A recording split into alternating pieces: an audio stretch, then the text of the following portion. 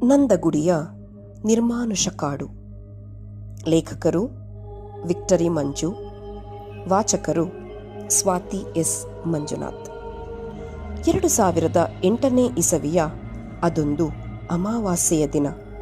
Working ಪಾರ್ಟ್ನರ್ಗಳಾದ ಮಂಜು ಹಾಗೂ ಗಿರಿಯಪ್ಪ ಇಬ್ಬರೂ ಒಂದು ಪ್ರಾಜೆಕ್ಟ್ ವಿಚಾರವಾಗಿ ಹಣ ಪಡೆದು ವಿಳಂಬ ಮಾಡುತ್ತಿದ್ದ ಕಾಂಟ್ರಾಕ್ಟರ್ ಒಬ್ಬನಿಂದ ಮುಂಗಡ ಹಣ ಪಡೆಯುವ ವಿಚಾರವಾಗಿ ಮಠಮಠ ಮಧ್ಯಾಹ್ನ ಬೆಂಗಳೂರಿನ ತಮ್ಮ ಮನೆಯಿಂದ ಹೊರಡಲು ಅನುವಾಗುತ್ತಿದ್ದಂತೆ ಮಂಜು ತನ್ನ ಕೈ ಬೆರಳಿಗೆ ಬೈಕ್ ಕೀ ಸಿಕ್ಕಿಸಿಕೊಂಡು ತಿರುಗಿಸುತ್ತಾ ಮನೆಯ ಹೊಸ್ತಿಲು ದಾಟುವಷ್ಟರಲ್ಲಿ ಕಪ್ಪು ಬೆಕ್ಕೊಂದು ವಿಕಾರವಾಗಿ ಕಿರುಚುತ್ತಾ ಬಲದಿಂದ ಎಡಕ್ಕೆ ಹಾದು ಹೋಗುತ್ತದೆ.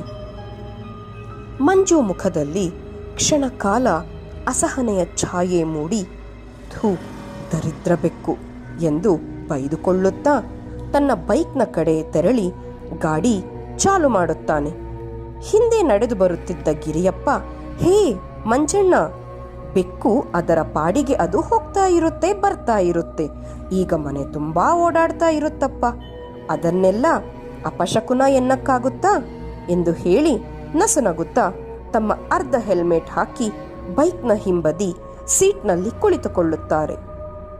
ಸುಮಾರು 2 ಗಂಟೆ ಪ್ರಯಾಣದ ನಂತರ ಹೊಸಕೋಟೆ ತಲುಪುವಷ್ಟರಲ್ಲಿ ದೇವನಹಳ್ಳಿಯಿಂದ ಬಂದ ತುರ್ತು ಕರೆಯ ಕಾರಣ ಗಿರಿಯಪ್ಪ, ನನಗೆ ದೇವನಹಳ್ಳಿಯಲ್ಲಿ ಸ್ವಲ್ಪ ಅರ್ಜೆಂಟ್ ಕೆಲಸ ಇದೆ ಮಂಜಣ್ಣ, ನೀನು ನಂದಗುಡಿಗೆ ಹೋಗಿ ಆ ಕಾಂಟ್ರಾಕ್ಟರ್ನಿಂದ ಹಣ ವಾಪಸ್ ಪಡೆದು ದೇವನಹಳ್ಳಿಗೆ ಬಂದು ಬಿಡು ಎನ್ನುತ್ತಾರೆ. ಅದಕ್ಕೆ ಸರಿ ಎಂದು ತಲೆಯಾಡಿಸಿದ ಮಂಜು ಅವರನ್ನು ಬಸ್ ಸ್ಟಾಪ್ಗೆ ಡ್ರಾಪ್ ಮಾಡಿ ತಾನು ನಂದಗುಡಿಯ ದಾರಿಯ ಕಡೆ ಬೈಕ್ ಚಲಾಯಿಸುತ್ತಿದ್ದಾನೆ. ಮನದಲ್ಲಿ ಬೆಳಿಗ್ಗೆ ಕಂಡ ಕಪ್ಪು ಬೆಕ್ಕಿನ ಅಪಶಕುನದ ಛಾಯೆ ಮುಖದ ಮೇಲೆ ತೇಲಾಡುತ್ತಿದೆ. ಸಂಜೆ ಸುಮಾರು 6 ಗಂಟೆ ಹೊತ್ತಿಗೆ ನಂದಗುಡಿ ತಲುಪಿದ ಮಂಜು ಆ ಕಾಂಟ್ರಾಕ್ಟರ್ಗಾಗಿ ಅವನ ಕಚೇರಿ ಬಳಿ ಕಾದು ಕಾದು ಸುಸ್ತಾಗಿ ರಾತ್ರಿ 8 ಗಂಟೆಗೆ ಬಂದ ಕಾಂಟ್ರಾಕ್ಟರ್ ತಮ್ಮ ಹುಡುಗನಿಗೆ ಹಣ ತರಲು ಹೇಳಿದ್ದೇನೆ, ಇರಿ ಎಂದು ಇನ್ನಷ್ಟು ಕಾಯಿಸಿ ಕೊನೆಗೆ ರಾತ್ರಿ 9:30ಕ್ಕೆ ಹಣ ಹಿಂತಿರುಗಿಸುತ್ತಾನೆ.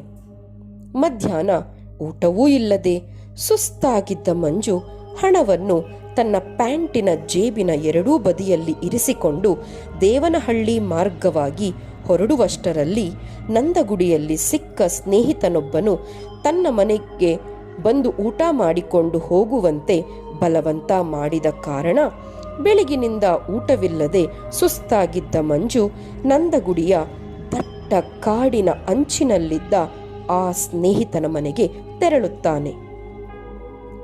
ಸ್ನೇಹಿತನ ಮನೆ ತಲುಪಿದ ಮಂಜು ಬೆಳಗಿನಿಂದ ಹಸಿದಿದ್ದ ಕಾರಣ ಅವರ ಮನೆಯಲ್ಲಿ ಸಿದ್ಧವಾಗಿದ್ದ ಬಿಸಿ ಬಿಸಿ ರಾಗಿ ಮುದ್ದೆ, ಕಾಳು ಸಾರು, ಪಲ್ಯ, ಅನ್ನ ಸಾರು ಇತ್ಯಾದಿಗಳಿಂದ ಸಂತುಷ್ಟ ಭೋಜನ ಮಾಡಿ ಮನೆಯವರೊಂದಿಗೆ ಮಾತನಾಡುತ್ತಿರುವಾಗಲೇ ಸಮಯ ರಾತ್ರಿ 10 ಗಂಟೆಯಾಗಿದೆ. ಅಷ್ಟರಲ್ಲಿ ಮಂಜು ನಾನಿನ್ನು ಹೊರಡುತ್ತೇನೆ ಎಂದು ಹೊರಡಲು ಅನುವಾಗುತ್ತಾನೆ. ಅದಕ್ಕೆ ಮನೆಯವರ ಮುಖದಲ್ಲಿ ಆತಂಕದ ಛಾಯೆ. ಸ್ನೇಹಿತ ರವಿ, ಅಲ್ಲ ಕಣೋ, ಇಷ್ಟು ಹೊತ್ತಲ್ಲಿ ಎಲ್ಲಿಗೆ ಹೋಗ್ತೀಯಾ? ಈ ಕಾಡು ದಾರೀಲಿ ಆ ದಾರಿ ಬೇರೆ ಸರಿಯಿಲ್ಲ, ಸುಮಾರು ಜನರಿಗೆ ದೆವ್ವ ಕಾಣಿಸಿದೆ ಅಂತೆ. ರಾತ್ರಿ 8 ಗಂಟೆ ಮೇಲೆ ಅತ್ತ ಯಾರೂ ಸುಳಿಯಲ್ಲ.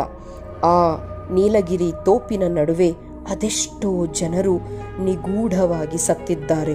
ಆ ಪ್ರದೇಶಕ್ಕೆ ರಾತ್ರಿ ಹೊತ್ತಿನಲ್ಲಿ ಹೋಗುವ ವಾಹನಗಳ ಇಂಜಿನ್ ತಂತಾನೇ ನಿಂತು ಹೋಗುತ್ತದಂತೆ. ಅಲ್ಲಿ ತಡರಾತ್ರಿಯಲ್ಲಿ ಯಾರೋ ಅಳುವ ಸದ್ದು ಕೇಳುತ್ತದೆಯಂತೆ. ಹೀಗೆ ಊರವರೆಲ್ಲ ಮಾತನಾಡಿಕೊಳ್ಳುತ್ತಿರುತ್ತಾರೆ. ಅಲ್ಲದೆ ಇವತ್ತು ಅಮಾವಾಸ್ಯೆ ಬೇರೆ. ಅಂತಹುದರಲ್ಲಿ ನೀನು ಈಗ ಹೋಗ್ತೀನಿ ಅಂತೀಯಾ? ನಿನ್ನ ಹುಚ್ಚುತನಕ್ಕೆ ಏನು ಹೇಳಬೇಕು? ನನ್ನ ಮಾತು ಕೇಳು, ಇವತ್ತು ಇಲ್ಲೇ ಮಲಗಿ ನಾಳೆ ಬೆಳಿಗ್ಗೆ ಹೋಗು ಎಂದು ಸ್ನೇಹಿತನು ಸೇರಿದಂತೆ ಮನೆಯವರೆಲ್ಲ ಒತ್ತಾಯ ಮಾಡುತ್ತಿದ್ದಾರೆ.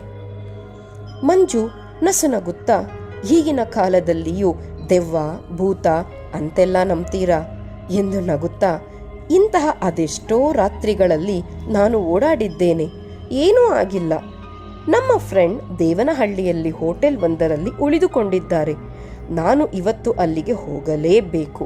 ಅವರು ಬೆಳಿಗ್ಗೆ 6 ಗಂಟೆಗೆ ಊರಿಗೆ ಹೋಗಬೇಕಂತೆ ಎನ್ನುತ್ತಾ, ಇನ್ನೂ 1 ಗಂಟೆಯಲ್ಲಿ ದೇವನಹಳ್ಳಿ ತಲುಪಿ ನಿಮಗೆ ಫೋನ್ ಮಾಡುತ್ತೇನೆ ಎಂದು ಹೇಳಿ ಹೊರಡಲು ಬೈಕ್ ಏರುತ್ತಾನೆ.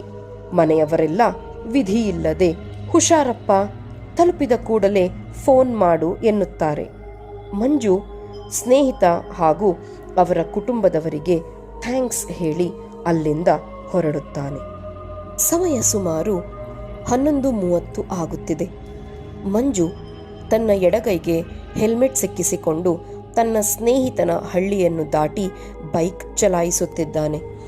ಹಳ್ಳಿಯಲ್ಲಿ ಅಲ್ಲೊಂದು ಇಲ್ಲೊಂದು ನಾಯಿಗಳು ಬೊಗಳುವುದು ಬಿಟ್ಟರೆ ಇಡೀ ಗ್ರಾಮ ನಿಶ್ಶಬ್ದವಾಗಿದೆ.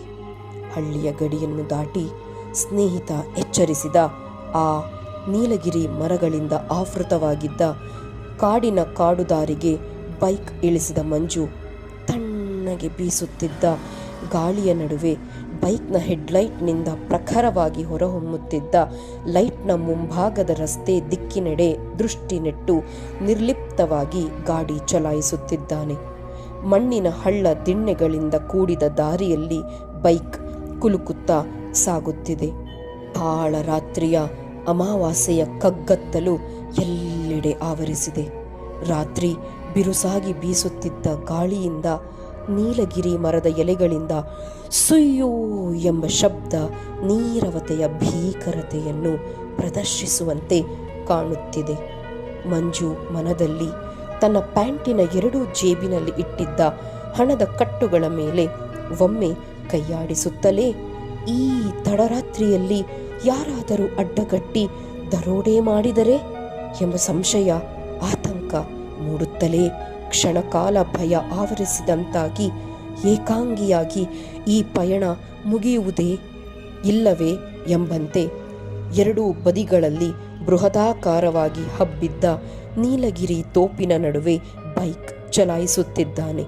ಅಕ್ಕಪಕ್ಕದ ಪೊದೆಗಳಿಂದ ಜೀರುಂಡೆಗಳ ಶಬ್ದ ಭಯವನ್ನು ಇಮ್ಮಡಿಗೊಳಿಸುತ್ತಿದೆ. ಆ ಪೊದೆಗಳಲ್ಲಿ ಸಂಚರಿಸುವ ಪ್ರಾಣಿಗಳ ಚಲನವಲನ ಸ್ಪಷ್ಟವಾಗಿ ಕೇಳಿಸುತ್ತಿದೆ. ಹಾಗೆ ತನ್ನ ಬೈಕಿನ ವೇಗವನ್ನು ನಿಧಾನವಾಗಿ ಹೆಚ್ಚಿಸುತ್ತಾ ಸಾಗುತ್ತಿದ್ದ ಮಂಜು ತನ್ನ ಎದುರಿನ ದಾರಿಯ ಕಡೆ ದೃಷ್ಟಿ ನೆಟ್ಟಿದ್ದಾನೆ.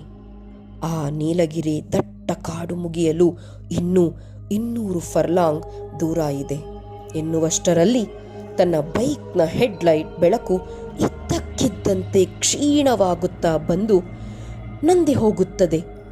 ಗಾಡಿಯ ವೇಗವನ್ನು ಕಡಿಮೆ ಮಾಡಿದ ಮಂಜು ದಿಕ್ಕೇ ತೋಚದಂತೆ ಬೈಕ್ ದಡಾರನೆ ನಿಲ್ಲಿಸುತ್ತಾನೆ. ಆ ನಿಲ್ಲಿಸಿದ ರಭಸಕ್ಕೆ ತನ್ನ ಕುತ್ತಿಗೆಯಲ್ಲಿ ಧರಿಸಿದ್ದ ನರಸಿಂಹನ ಮುಖದ ಪೆಂಡೆಂಟ್ ಹಾಗೂ ರುದ್ರಾಕ್ಷಿ ಹೊರಗೆ ಕಾಣುತ್ತಿದೆ. ಮಂಜುವಿನ ಹೃದಯದ ಬಡಿತ ತನಗೇ ಕೇಳುವಷ್ಟು ಸ್ಪಷ್ಟವಾಗಿ ಹೊಡೆದುಕೊಳ್ಳುತ್ತಿದೆ. ಆದರೂ ಧೈರ್ಯ ಮಾಡಿ ಪುನಃ ಗಾಡಿ ಸ್ಟಾರ್ಟ್ ಮಾಡಿ ಹೆಡ್ಲೈಟ್ ಆನ್ ಮಾಡುತ್ತಾನೆ. ಬೈಕ್ನ ಬೆಳಕು ಮುಂದೆ ಪ್ರಕಾಶಮಾನವಾಗಿ ಬೆಳಗುತ್ತದೆ. ಪುನಃ ತನ್ನ ಪ್ರಯಾಣ ಮುಂದುವರೆಸಿದ ಮಂಜು ಸುಮಾರು 100 ಮೀಟರ್ ದೂರ ಕ್ರಮಿಸಿರಬಹುದು. ಆ ನೀಲಗಿರಿ ತೋಪು ಮುಕ್ತಾಯಗೊಳ್ಳುವ ಕೆಲವೇ ಅಡಿಗಳಷ್ಟು ದೂರದಲ್ಲಿ ಎಡಭಾಗದಿಂದ ಒಬ್ಬ ಕಂಬಳಿ ಹೊದ್ದಿದ್ದ ವ್ಯಕ್ತಿಯೊಬ್ಬ ಮುಖ್ಯ ರಸ್ತೆ ಕಡೆ ಮುಖ ಮಾಡಿ ಗಾಡಿಗೆ ತನ್ನ ಕೈ ಅಡ್ಡ ಇಡುತ್ತಿದ್ದಾನೆ. ಆ ತಡರಾತ್ರಿಯಲ್ಲಿ ಕಂಬಳಿ ಹೊದ್ದು ಪ್ರತ್ಯಕ್ಷನಾಗಿದ್ದ ವ್ಯಕ್ತಿಯನ್ನು ಕಂಡು ಮಂಜುವಿನ ತಲೆಯಲ್ಲಿ 100 ಅನುಮಾನಗಳು ಭುಗಿಲೇಳುತ್ತಿದೆ. ಗಾಡಿಯ ವೇಗವನ್ನು ಹೆಚ್ಚಿಸಲೋ ಅಥವಾ ನಿಲ್ಲಿಸಲೋ ಎಂಬ ಗೊಂದಲದ ನಡುವೆ ಮಂಜುವಿಗೆ ಒಂದು ವಿಚಿತ್ರ ಆಲೋಚನೆ ಬರುತ್ತದೆ. ಹೇಗೂ ಜೇಬಿನಲ್ಲಿ ದುಡ್ಡು ಇದೆ. ಇವನು ನೋಡಿದರೆ ವಯಸ್ಸಾದ ಮುದುಕನಂತೆ ತೋರುತ್ತದೆ. ಅದಕ್ಕೆ ಅವನಿಗೆ ಡ್ರಾಪ್ ನೀಡಿದರೆ ಇನ್ನೊಬ್ಬ ನನ್ನ ಜೊತೆ ಇದ್ದಾನೆ ಎಂಬ ಧೈರ್ಯ ಇರುತ್ತದೆ ಎಂದು ಭಂಡ ಧೈರ್ಯ ಮಾಡುವಷ್ಟರಲ್ಲಿ ಆ ವ್ಯಕ್ತಿಯನ್ನು ದಾಟಿ ಒಂದು 10 ಅಡಿ ಮುಂದಕ್ಕೆ ಗಾಡಿ ಹೋಗಿ ನಿಲ್ಲಿಸುತ್ತಾನೆ. ಹಿಂದೆ ಕಂಬಳಿ ಹೊದ್ದಿದ್ದ ವ್ಯಕ್ತಿ ಮರು ಮಾತನಾಡದೆ ಗಾಡಿಯ ಹಿಂಬದಿಯ ಸೀಟ್ ಏರಿ ಕುಳಿತು ಹೊರಡುವಂತೆ ಎನ್ನುತ್ತಾನೆ.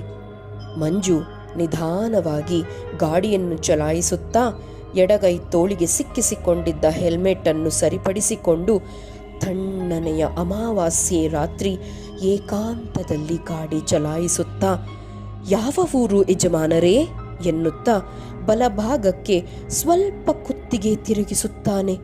ಅಷ್ಟೇ, ಹಿಂದೆ ಕುಳಿತಿದ್ದ ವ್ಯಕ್ತಿಯ ಉದ್ದನೆಯ ಉಗುರುಗಳಿಂದ ಕೂಡಿದ ಆ ಎರಡೂ ಕೈಗಳು ಮಂಜುವಿನ ಭುಜದ ಮೇಲೆ ಬಲವಾಗಿ ಹಿಸುಕಿದಂತೆ ಹಿಡಿದು, ಏನ್ ಸ್ವಾಮಿ ಎಂಬ ಕರ್ಕಶ ಧ್ವನಿಯೊಂದಿಗೆ ಅವನ ಮುಖ ಹತ್ತಿರ ತರುತ್ತಾನೆ. ಮುಖದ ತುಂಬ ಸಣ್ಣ ಸಣ್ಣ ಸಿಡುಬು ಆದಂತೆ ಗುಳ್ಳೆಗಳಿಂದ ಕೂಡಿದ ಕೆಂಗಣ್ಣಿನಿಂದ ಕಾಣುತ್ತಿದ್ದ ಆ ವಿಕಾರ ಮುಖವನ್ನು ನೋಡಿದ್ದೇ ತಡ ಮಂಜು ತನ್ನ ಬೈಕ್ನ ಮೇಲೆ ಹತೋಟಿ ಕಳೆದುಕೊಂಡು ಅಡ್ಡ ದಿಡ್ಡಿ ಚಲಾಯಿಸುತ್ತಾನೆ. ಕೊನೆಗೆ ಹೇಗೋ ತಹಬದಿಗೆ ತಂದು ಬೈಕ್ ನಿಲ್ಲಿಸಿದ ಕೂಡಲೇ ಹಿಂದೆ ಕುಳಿತಿದ್ದ ವ್ಯಕ್ತಿ ಬೈಕ್ನಿಂದ ಇಳಿದು ಏನೊಂದೂ ಮರು ಮಾತನಾಡದೆ ಪಕ್ಕದ ನೀಲಗಿರಿ ತೋಪಿನ ಕಿರುರಸ್ತೆಯ ಅಂಧಕಾರದಲ್ಲಿ ನಡೆದು ಕಣ್ಮರೆಯಾಗುತ್ತಾನೆ.